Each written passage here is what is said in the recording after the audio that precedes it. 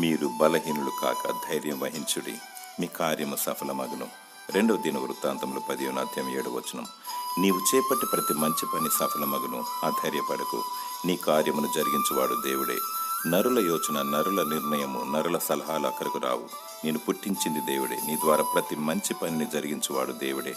రక్షణ కార్యమైన, స్వస్థత కార్యమైన, అద్భుత కార్యమైన మరియు శుభకార్యమైన ప్రతి మంచి కార్యాన్ని నెరవేర్చువాడు దేవుడే.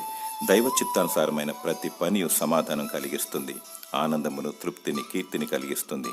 ఆయన చిత్తము తెలుసుకున్నటకు దేవునికి మొరపెట్టాలి, దేవుని చిత్తములోనే కొనసాగాలి. ఇల్లు విషయంలో, పెళ్లి విషయంలో, మరి ప్రతి చిన్న విషయంలో దైవ చిత్తమే జరుగులాగా చూసుకోవాలి. నిత్య సమాధానము అనుభవించాలి. తన బిడ్డలను దేవుడు సరి అయిన మార్గంలో నడిపిస్తాడు. సాతానుడు గలిబిలిని రేపుతాడు. కృంగిపోక ధైర్యం వహించి దేవుని స్తుతించు. దేవుడు నమ్మదగినవాడు. దేవుడు తన చిత్తమును నీ పట్ల నెరవేర్చునుగాక. ఆమేన్.